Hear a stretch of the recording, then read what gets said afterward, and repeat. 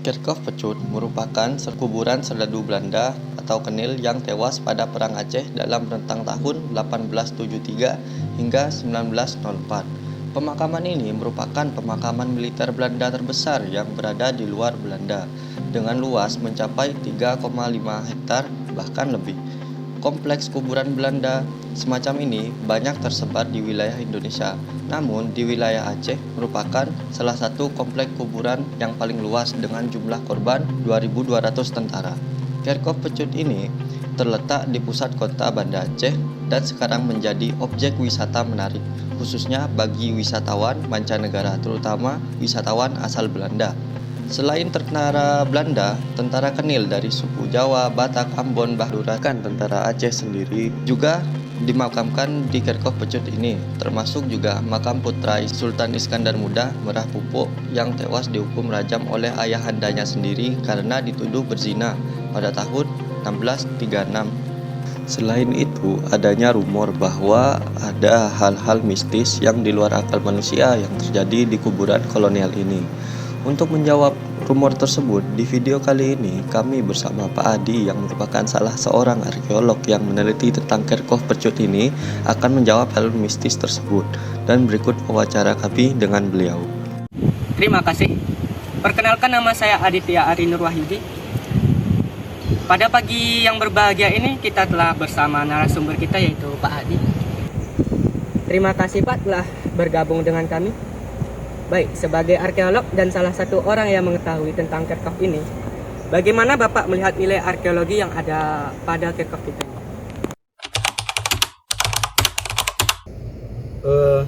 Secara arkeologis nilainya tinggi kalau saya bilang ya. Kenapa? Karena ternyata menurut catatan permakaman Belanda, masa kolonial Belanda yang ada di Indonesia ini yang terbesar ada di sini ternyata. Yang saya tahu di Semarang ada, di Jakarta juga ada.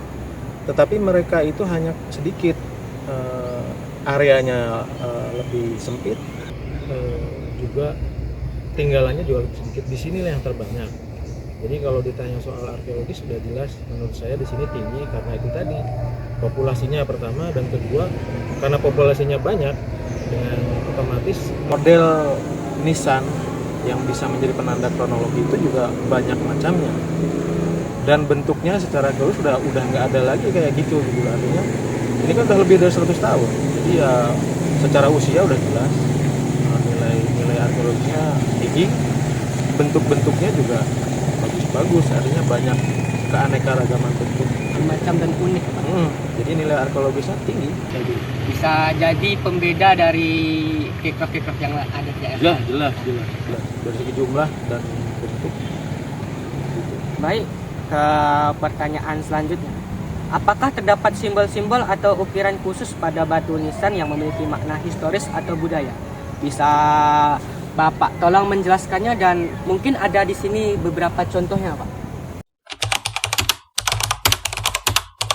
Oke, jadi yang sejauh yang saya pelajari selama menangani Kerkhof itu dan membaca buku-buku yang berkaitan dengan ini, dan juga cerita dari pengelola yayasannya, kan yayasan ini kan berpusat di Belanda, jadi pengelolanya kadang-kadang datang ke sini dan kita bisa berinteraksi sambil yaitu tadi menanyakan beberapa hal.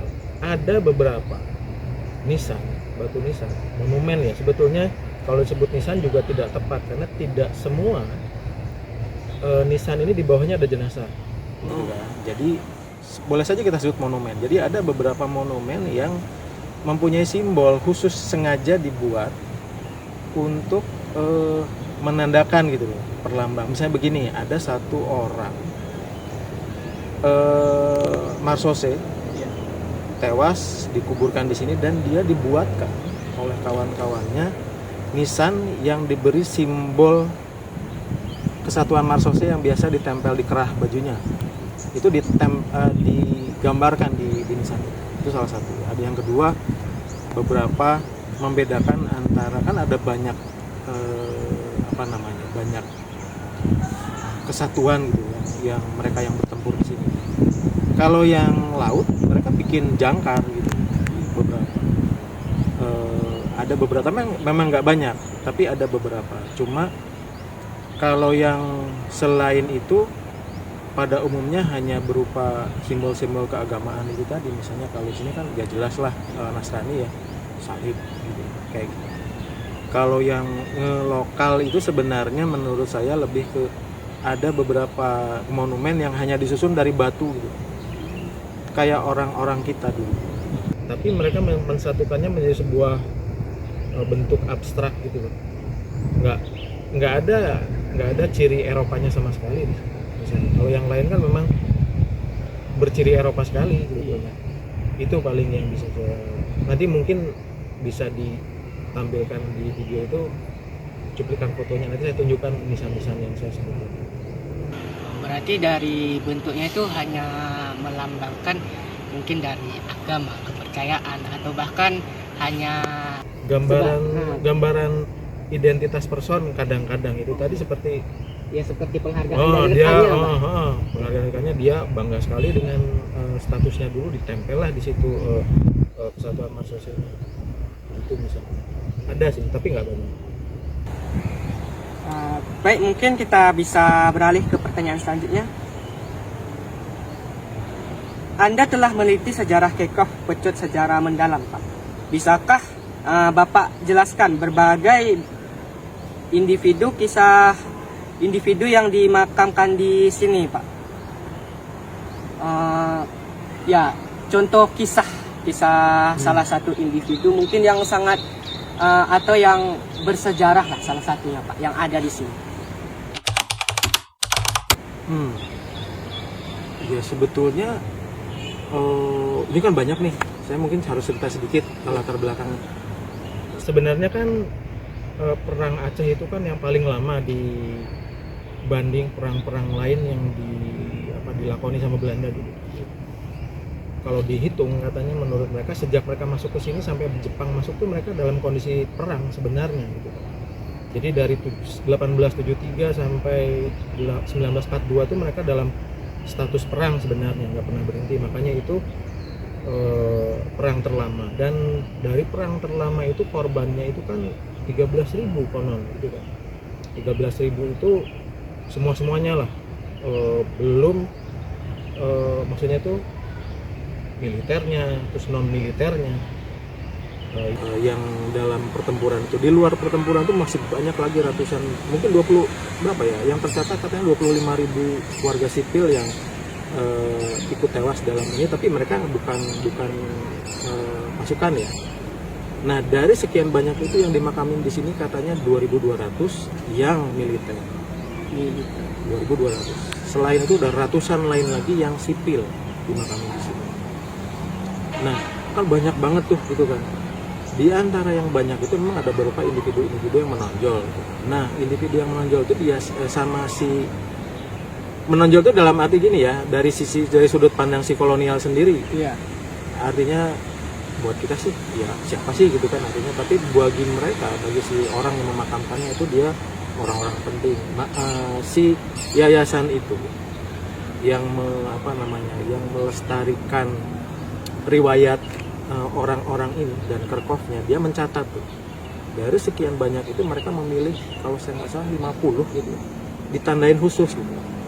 Ditandain khusus dan sejarahnya ditulis sendiri. Ada bukunya, nanti saya bisa berikan sebagai tambahan literatur. Salah satu dari mereka mungkin yang paling terkenal ya Kohler sebenarnya, Jenderal Kohler yang panglima tertinggi yang justru tewas di tempat yang dia mau jajah gitu kan. Yang tewas langsung panglimanya gitu kan, panglima tertinggi itu ya Kohler. Kohler itu kan sebenarnya ketika dia tewas di Masjid Raya itu kan dia nggak dimakamin di Aceh sebenarnya, dia dimakamin di Batavia, di Jakarta gitu, dibawa ke sana. Terus lama lah, terus ini perang terus berlanjut gitu kan. Terus ketika udah masa kemerdekaan nih, orang-orang Aceh, tokoh-tokoh Aceh itu berinisiatif, kenapa nggak jenazah Kohler itu kita bawa kemari, kita makamin di sini. Ya sebenarnya motivasinya itu bukan karena menurut saya ya lebih pas refleks perspektifnya tuh gini, bahwa orang Aceh itu sebenarnya tingkat perlawanannya itu beda dari daerah-daerah lain, sangat militan gitu kan, nggak pernah berhenti mereka melawan gitu. Dan sampai setingkat apapun gitu kan, sampai akhirnya panglimanya sendiri itu si Kohlor itu sampai meninggal di sini oleh orang Aceh. Sebagai dalam rangka itulah sebenarnya mungkin dibawa balik ke sini untuk ditanam di sini. Itu dilakukan oleh orang Aceh sendiri malah. Jadi menurut saya itulah salah satu tokoh yang bisa saya ceritain. Tapi ada beberapa hal mungkin yang nanti bisa teman-teman baca di buku yang mau saya kasih. Ada beberapa tokoh juga, tapi sebenarnya yang ada mungkin saya ingat tuh gini. Jadi dia itu sebenarnya lucu ya gitu dulu. Orang zaman dulu perang tuh artinya gini, dia menghormati musuhnya gitu kan. Jadi nggak ada, bukan dendam gitu. Artinya gini, ketika bertempur, setelah itu dia bertemu, dia ini gitu kan, saya kagum dengan Anda, militansi Anda hebat gitu. Seperti itu. Nah, tokohnya itu juga dimakamin di sini kalau saya nggak salah. Nanti bisa dibaca. Jadi gentle gitu loh. Jadi bisa dikatakan bahwa kenapa rakyat Aceh ini meminta si Kohlor untuk dimakamkan di Aceh ini, Dibalikin ke sini. supaya Ingat sebenarnya generasi muda tuh tahu bahwa kita tuh militan banget dulu. dijadikan simbolik atas Iya. perjuangannya, Iya. atas semangat juang. Gitu loh. Mungkin pertanyaan selanjutnya, Pak, apakah ada kisah-kisah unik atau misterius yang terkait dengan Kekoh Pecut ini? Bagaimana cerita-cerita ini diwariskan dari generasi ke generasi? Misterius ya. Iya, sama Pak. Ini nih saya nggak pernah mengalami sendiri ya kayak gitu-gitu, tapi banyak yang cerita. Nah, misalnya teman-teman kita yang memang setiap hari memelihara ini, bersih-bersih dan sebagainya tuh, mereka sering cerita bahwa ada beberapa kejadian aneh gitu kan di sini. Memang nggak akan semua orang mengalami itu, karena masing-masing punya kepekaan tersendiri terhadap dimensi yang ruang itu gitu kan. Beberapa cerita menyatakan bahwa pernah beberapa orang melihat individu berjalan gitu kan, dan enggak kayak orang zaman sekarang gitu kan. Tapi yang lihat cuma dia sendiri di wilayah-wilayah ini gitu kan. Jadi di wilayah ini lah itu pernah.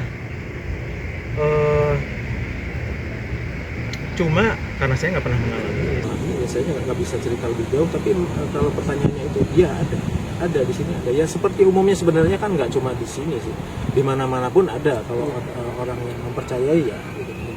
Tapi nggak semua orang punya data dan buktinya, nggak bisa dipotret gitu kan. Kadang-kadang dia bisa muncul di potret tapi nggak semua. Tapi kalau pertanyaannya itu, di sini ada, cuma saya nggak bisa cerita lebih jauh karena nggak pernah melihat. Berarti selain hanya menyimpan kisah sejarah, juga menyimpan kisah misteri, Pak. Iya, benar. Ini sangat menarik, bisa dirasakan. Mungkin ke pertanyaan selanjutnya, Pak. Bagaimana peran Kekoh Pecut dalam membentuk identitas budaya Banda Aceh?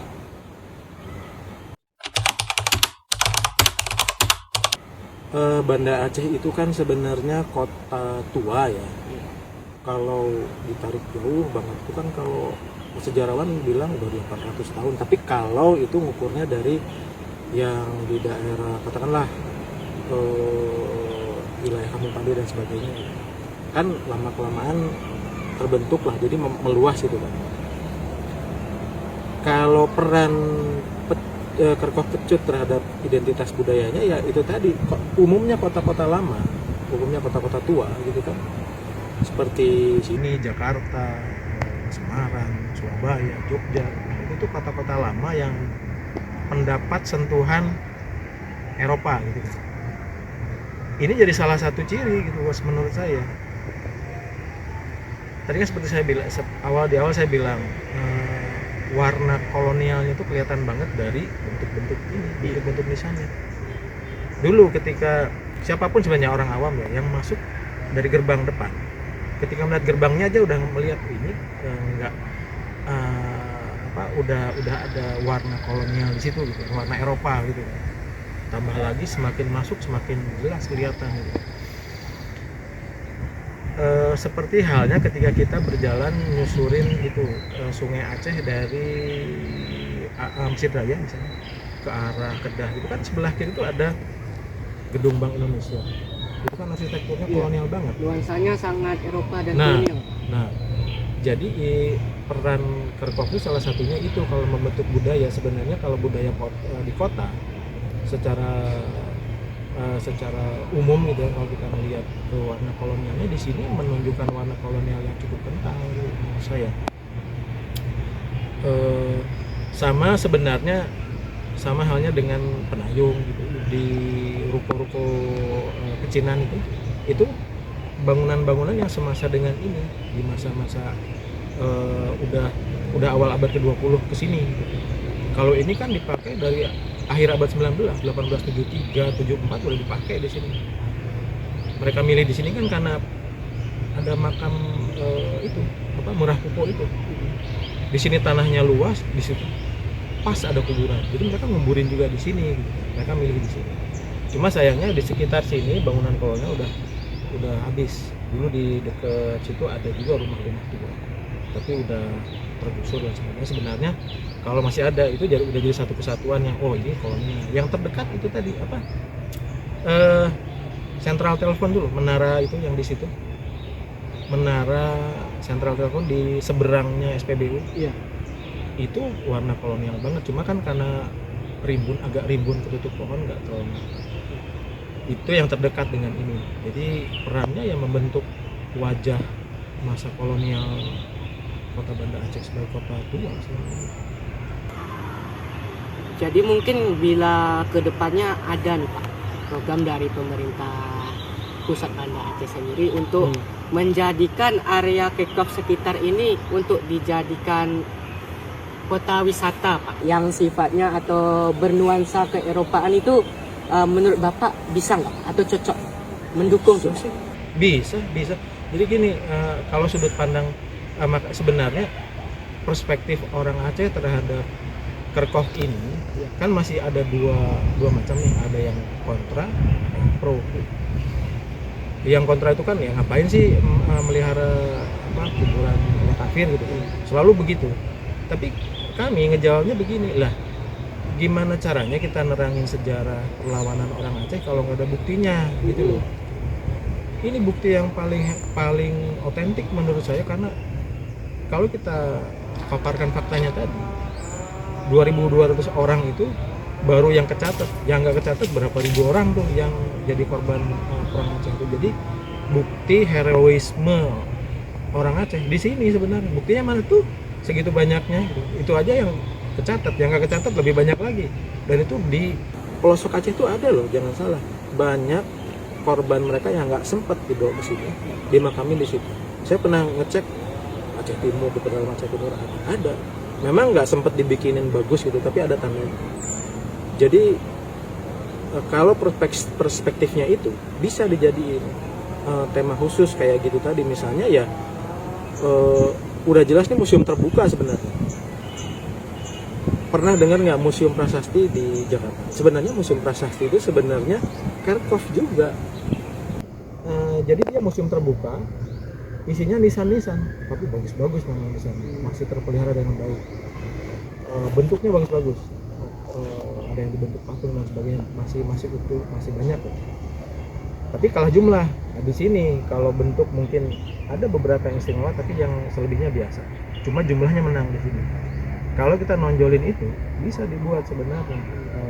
Jadi perspektif itu yang dikedepankan, bahwa ini loh kalau mau lihat di sana tuh buktinya bahwa kita tuh dulu nggak pernah berhenti melawan sebenarnya. Jadi apalagi kalau misalnya kita lihat ini kan lahan 4 hektar nih. Kalau misalnya tanamannya kayak begini gitu, rimbun, ini bisa jadi paru-paru kota sebenarnya. Di sini sumber oksigen paling banyak di sini, kalau mau duduk seger-seger di sini sebenarnya, walaupun banyak nyamuk ya. Iya. Tapi di sini seger karena oksigen di sini semua. Gitu. Jadi begitulah teman-teman ya. Mungkin dari teman-teman masih ada yang kontra ya. Kenapa sih harus ada kick-off itu? Kenapa nggak dimusnahkan saja? Ini salah satu alasan yang sudah dijelaskan dari Bapak narasumber kita ya teman-teman. Beberapa alasannya yaitu yang pertama ialah bentuk perjuangan dari rakyat Aceh itu sendiri. Betapa heroiknya perlawanan kita dulu. Dan salah satunya lagi ialah mungkin juga bisa jadi yang namanya salah satu penghasilan ekonomi bagi warga sekitar. Balik lagi, apabila warga-warga sekitar itu sendiri bisa melestarikan dan membudayakan budaya kita. Mungkin ke pertanyaan selanjutnya, Pak. Apa upaya pemerintah dalam melestarikan Kekrof Pecut sebagai situs sejarah? Dan mungkin bisa kita saksikan sama-sama, Pak. Maaf nih, mungkin sepenglihatan saya, Kekrof Pecut kita nih agak kurang terawat. Iya. Nah, betul memang itu. Kan nanti ujungnya bisa berdampak ya salah satu situsnya mungkin rusak atau mungkin nanti di situs penanda mungkin tanpa kita ketahui dia salah satu orang besar di masanya. Nah, apabila hilang nanti kan itu menjadi sebuah kerugian khususnya bagi bangsa kita, orang kita. Lah, bukannya dulu dia kita kalahkan ya, tapi mereka nggak terima karena tidak ada buktinya. Ya karena buktinya itu hilang tadi, Pak. Nah, jadi bagaimana Pak menurut Bapak tentang pemerintah sekarang yang telah merawat Kekrof kita ini, Pak? Oke. Saya cerita dari awal aja. Jadi gini, Kerkov ini kan setelah habis perang lah, masa kemerdekaan itu kan sebenarnya nggak dipelihara. Yang saya tahu ya, setelah masa kemerdekaan itu nggak dipelihara karena orang-orang Belanda udah pada pergi, gitu kan. Ini ditinggalin gitu. Nah, selama masa kemerdekaan tuh orang-orang non-Muslim memakamkan jenazah itu di sini. Itu nggak tanpa pengelolaan resmi loh, nggak ada yang mengelola sama sekali. Terus ketika tahun 70-an kalau saya nggak salah, 60-an atau 70-an itu salah seorang 60-an kalau saya nggak salah. Tadi ada di buku. Salah seorang veteran perang Aceh itu dari Belanda sana datang ke sini, berkunjung ke sini dan dia prihatin itu lihatnya, wah kok anggut-anggutan gitu kan. Terus kayaknya dialah memprakarsai bentuk yayasan untuk memelihara ini di sana di negara dia. Yayasan itu kan namanya yayasan, dia tuh cari dana gitu kan, dananya dari mana ya, kebanyakan sih dari donasi dari mana, dari keluarga jenazah ini yang masih ada kumpulin. Terus si yayasan itu menunjuk tokoh di sini untuk dijadikan perwakilan mereka. Jadi yayasan itu ada di sana dan di sini kantornya. Salah satunya itu mungkin pernah dengar Pak Rusdi Sufi, beliau tuh pernah jadi ketua yayasan yang di sini. Nah itu tuh gini, mereka kan nggak bisa ngandalin dana dari negara sendiri dulu. Semakin lama tuh dananya itu semakin berkurang karena apa? Generasi yang mengetahui tentang sejarah ini di sana juga semakin berkurang gitu kan. Kepeduliannya juga menurun sebenarnya karena gap keterikatan tuh semakin melebar gitu kan. Biasanya sekarang nih udah zaman buyut-buyutnya lah dari mereka ini udah nggak terlalu peduli lagi gitu kan. Jadi nyumbang sedikit-sedikit aja. Dari latar belakang semakin menyusutnya anggaran mereka itu, mereka minta bantuan ke pemerintah Aceh pertama. Kalau ke pemerintah pusat enggak, pemerintah Aceh, terus ke pemerintah Kota Madya Banda Aceh. Mereka minta bantuan dalam memelihara ini. Mereka nggak sanggup lah, ini 4 hektar loh, gimana cara motong rumputnya 4 hektar cuma sendiri itu kan nggak mungkin.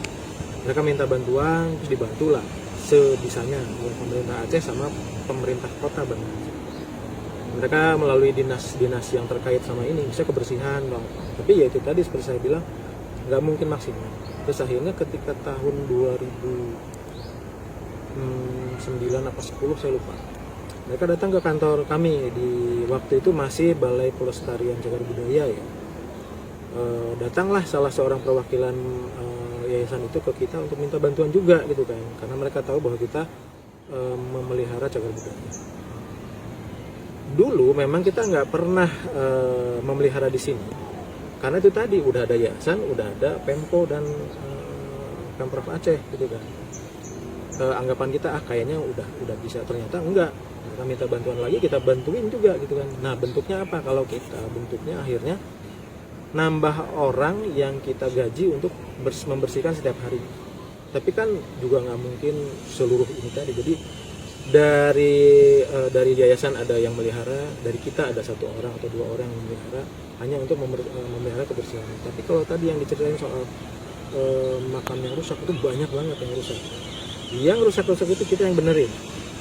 Kami dari BPCB dulu yang mulai mengkonservasi dalam bentuk itu tadi, yang konservasinya udah berat sebenarnya, cenderung ke berat. Jadi ada yang patah, pecah, hancur, kita rekonstruksi kembali gitu.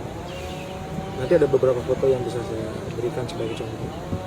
Nah bentuknya itu, cuma ya perlu disadari juga bahwa sedemikian luasnya dan kompleksnya gitu kan. Masalahnya bukan cuma kelihatan kotor begini sebenarnya, drainasenya pada nggak berfungsi lagi gitu. Banyak halnya karena ketimbun daun-daun ini sebagainya dan nggak sempet lagi untuk ngebersihin. Terus kalau pas hujan deras, ini kan sebenarnya udah turun banyak nih. Jadi artinya karena beban monumen ini bebannya sangat berat. Dia tuh masif kayak gini yang kita sender ini. Ini tonasenya lebih dari 5 ton kalau kita hitung ya. Dan ini membebani tanah, turun, ketika hujan dia tergenang semakin lagi memperparah, banyak yang tenggelam.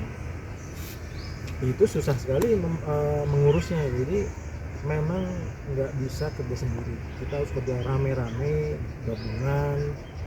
Ya sementara ini masih seperti itu, cuma memang belum maksimal seperti yang kita lihat sekarang. Ini sebenarnya nanti akan ada yang bilang bahwa area sini adalah tanggung jawabnya dinas keamanan, area sini bagiannya BPCB, area sini bagiannya yayasan. Itu ada yang seperti itu nanti alasan-alasannya, dan memang nggak mungkin bareng semua sekaligus, nggak mungkin, saking luasnya gitu.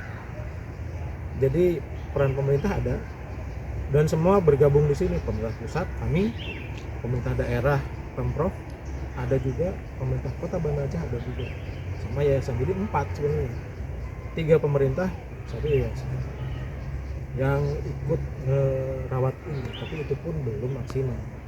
Ya banyak sih kendalanya begitu. Baik Pak, mungkin dari beberapa penjelasan Bapak tadi, apabila kita nanti mahasiswa mungkin salah satunya ingin